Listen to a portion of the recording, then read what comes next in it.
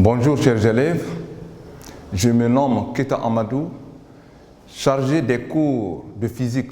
Aujourd'hui, nous allons voir le cours de physique niveau 10e année, durée 2 heures. Chapitre 2, l'électricité. Le domaine de ce chapitre, c'est les dipôles résistifs. Le titre, la résistance d'un conducteur ohmique. En sommaire, nous allons voir la définition d'une résistance. 2, son symbole. 3, son unité.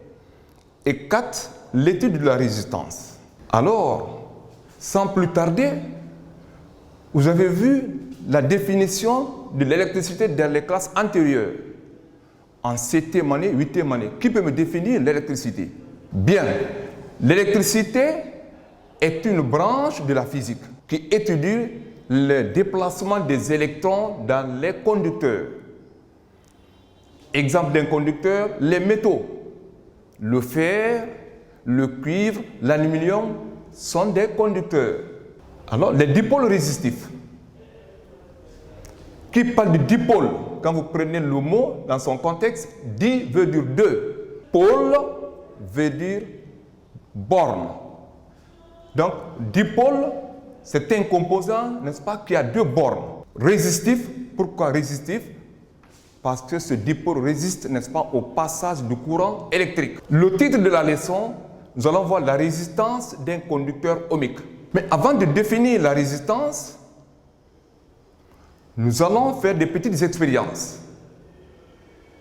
En faisant ces expériences, nous utilisons bien sûr des symboles. Ces symboles, on fait un pas encore en arrière. Vous les avez étudiés en 7e année, 8e année. Tels que, vous allez voir sur la première planche, les symboles de quelques appareils. J'avais, en guise d'exemple, une lampe. Son symbole, c'est cette petite représentation, qu'on peut appeler encore un récepteur. Parce que la lampe reçoit le courant électrique. Donc c'est un récepteur, c'est une lampe. Également, nous avons un ampèremètre. Un ampèremètre est représenté par cette petite représentation. Vous savez bien et bien, l'ampèremètre, son rôle dans le circuit, elle nous permet de mesurer l'intensité du courant. Encore, vous avez le voltmètre. Le voltmètre est représenté par cette petite représentation également. Son rôle dans le circuit mesure la tension du courant. Vous avez un générateur. Par exemple, une pile. Entendez-vous par un générateur est tout corps qui fournit le courant. Sa représentation symbolique, c'est cette petite représentation que vous voyez ici. Nous avons également un interrupteur. L'interrupteur que vous appelez communément à la maison contact. L'interrupteur est représenté également par cette petite représentation. Son rôle dans le circuit nous permet d'ouvrir et de fermer le circuit. Sur ce, nous allons alors procéder maintenant à la définition de la résistance. Pour la définition de la résistance, sachez que, n'est-ce pas, toutes nos études sont basées, n'est-ce pas, sur des expériences. Et qui dit une expérience s'attend, n'est-ce pas, à un résultat. Et ce résultat, c'est la conclusion. La première expérience, nous allons utiliser une lampe et un générateur. L'ensemble, n'est-ce pas, contrôlé par un interrupteur. Cela veut dire que le circuit n'est pas direct. Évitez des montages directs. La lampe est branchée aux bornes, n'est-ce pas, de la pile. Dès que l'interrupteur ferme le circuit, vous allez constater que le courant va circuler, n'est-ce pas? Et la règle dit en 8e année, le courant circule de la borne positive vers la borne négative. Et pourquoi vous voyez le sens, n'est-ce pas, du courant? Bien sûr, à l'extérieur du générateur. Alors ça, c'est une expérience. Même à la maison, vous pouvez faire cette petite expérience à la maison. Dès que vous avez, n'est-ce pas, le courant, votre circuit de la maison, le courant arrive, tous les appareils sont débranchés. Constatez très bien l'éclat de votre lampe. Je dis très bien que vous appelez ici ampoule. Vous allez constater que la lampe, en ce moment, puisqu'il n'y a aucune charge dans le circuit, la lampe brille normalement. Ça, c'est le résultat de cette première expérience. La deuxième expérience. Cette fois-ci, toujours dans la première expérience, on va insérer cette fois-ci une charge chauffante. Entendez-vous par là une charge? Un appareil qui consomme le courant. Exemple, vous avez un thermoplongeur ou bien un fer à repasser. Ça, c'est des appareils qui consomment le courant. Quand vous l'intercalez dans les circuits, n'oubliez pas que c'est une expérience que vous êtes en train de faire. Observez l'éclat de la lampe. Vous allez constater par là, n'est-ce pas, que la lampe brille faiblement. Dans l'interprétation, n'est-ce pas, de ce phénomène, et regardez très bien la première lampe, les, n'est-ce pas, signes, comment j'ai représenté. Et la deuxième lampe, regardez comment la lampe brille, regardez les signes. Ça veut dire que cette deuxième lampe brille faiblement.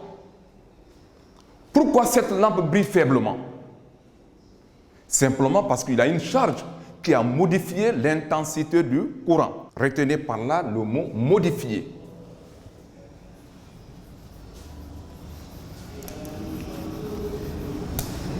Modifier. La charge a modifié l'intensité du courant. Autrement dit, nous avons une résistance. Qui peut me définir alors la résistance à l'issue de cette expérience? Oui. Qui peut me définir la résistance? Bien. La résistance, effectivement, est un dipôle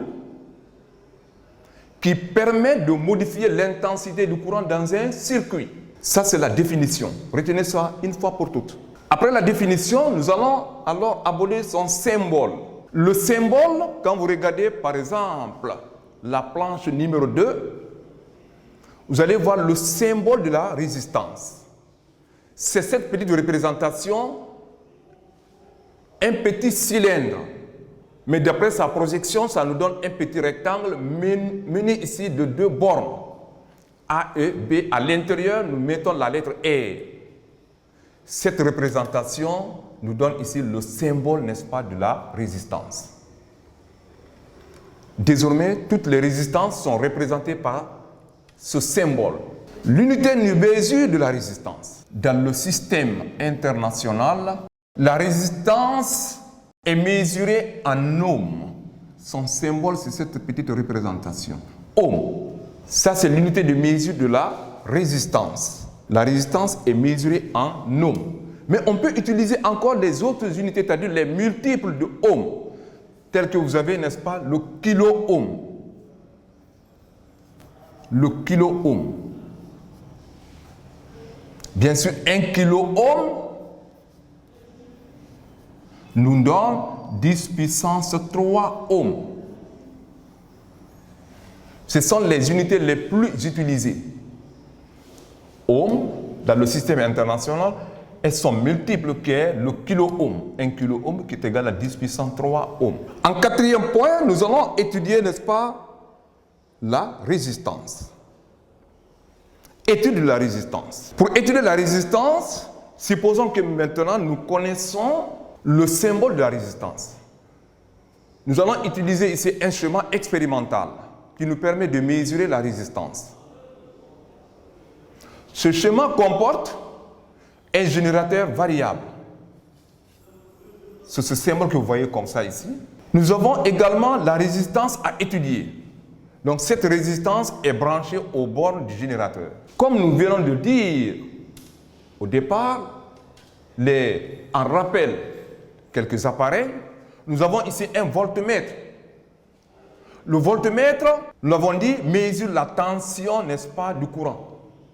Alors, on branche le voltmètre en dérivation aux bornes, n'est-ce pas, de notre dipôle de la résistance. C'est-à-dire, le voltmètre mesure la tension de cette résistance. Également, nous allons utiliser un ampèremètre. L'ampèremètre est branché dans le circuit en série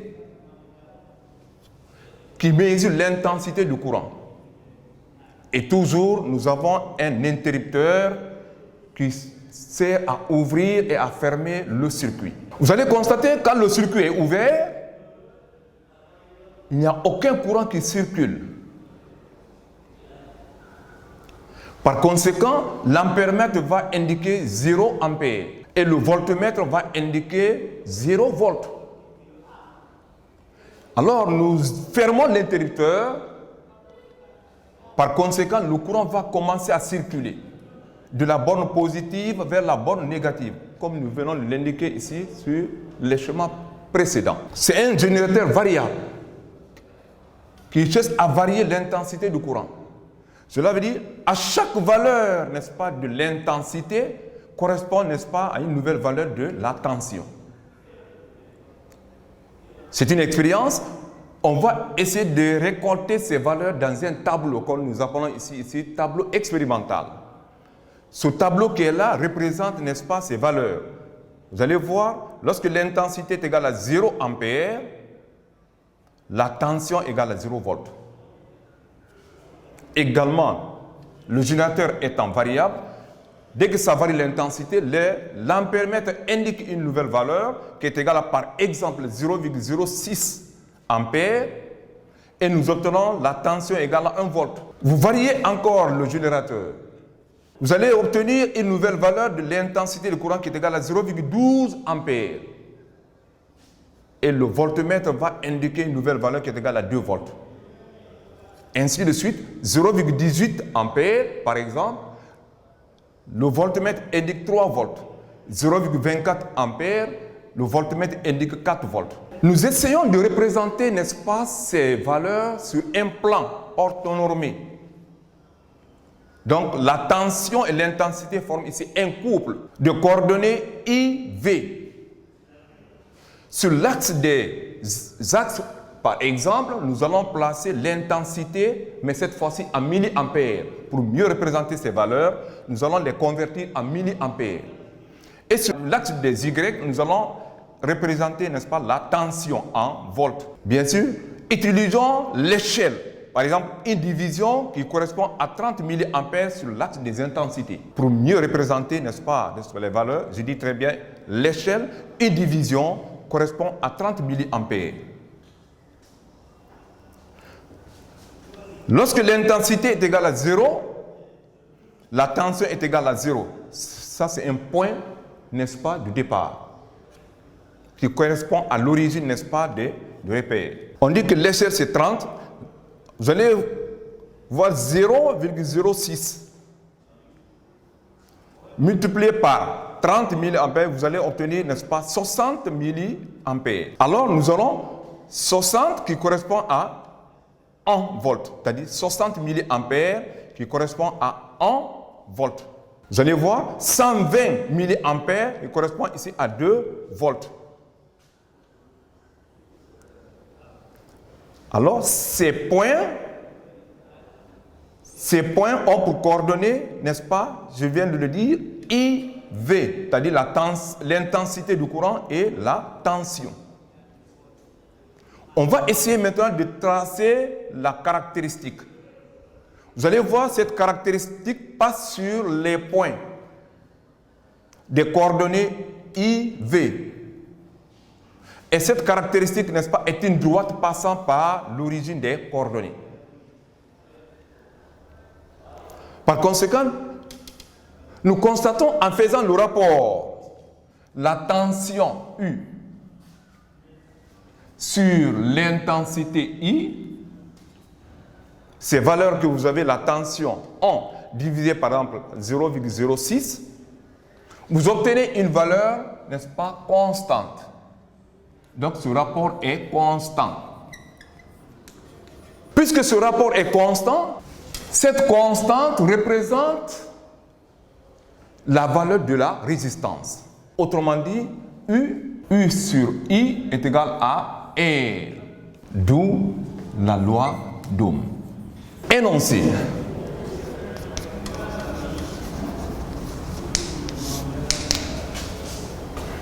La tension aux bornes d'un conducteur ohmique est proportionnelle à l'intensité du courant qui le traverse. Autrement dit, vous avez U est égal à R fois I. Cette relation dénote, n'est-ce pas, la loi d'Ohm. La tension, c'est U, l'intensité, c'est I, le coefficient de proportionnalité ici, c'est R, c'est-à-dire la valeur de la résistance. Ça, c'est le résultat de cette expérience. C'est le résultat de cette expérience. Et enfin, nous allons voir comment mesurer la résistance. Mesure de la résistance. Pour mesurer la résistance, nous procédons à deux méthodes. Vous avez la méthode directe et la méthode indirecte. La première méthode que nous appelons la méthode directe. C'est une méthode qui nous permet de déterminer la valeur de la résistance directement. Mais attention, comment le faire? On utilise un appareil qu'on appelle un ohmomètre. Ohmomètre.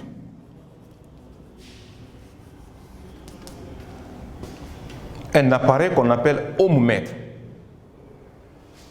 C'est un appareil muni d'un petit écran que vous prenez donc avec les fils de connexion. Un fil rouge et un fil noir, vous branchez au bornes de la résistance.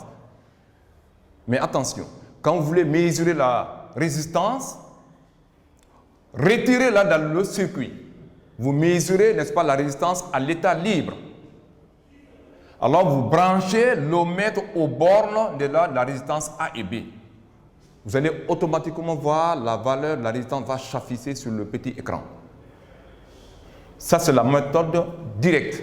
On peut utiliser encore des contrôleurs universels, qu'on appelle également des multimètres. Des multimètres, c'est-à-dire c'est des appareils à plusieurs mesures. Au sein de ces appareils, vous allez voir le symbole ohm, également le symbole A, ça veut dire un ampèremètre, le symbole V, ça veut dire à son sein il existe encore un voltmètre, ainsi de suite. C'est un appareil à plusieurs mesures. Dès que vous êtes prêt à effectuer, n'est-ce pas, une mesure sur une résistance, vous mettez le sélecteur sur le signe ohm. Cela veut dire l'appareil est prêt à mesurer la résistance que vous voulez mesurer. Bien. Ça, c'est la méthode directe. Nous avons la méthode indirecte, la deuxième méthode. Cette méthode comporte également deux sous-petites méthodes. La première sous-petite méthode, c'est la méthode ampèremètre-voltmètre. Qu'est-ce que cette méthode veut dire? Vous déterminez la valeur de la tension d'abord à l'aide d'un voltmètre. Vous prenez un voltmètre, vous branchez, n'est-ce pas, aux bornes de la résistance. Bien sûr, cette fois-ci dans le circuit. Ça, ce n'est plus à l'état libre. Vous mesurez la tension U. Après, vous débranchez, vous prenez un ampèremètre, vous branchez en série avec la résistance. L'ampèremètre va indiquer une valeur de l'intensité du courant, I. Après, vous appliquez également la loi d'Ohm, U, égale à R fois I.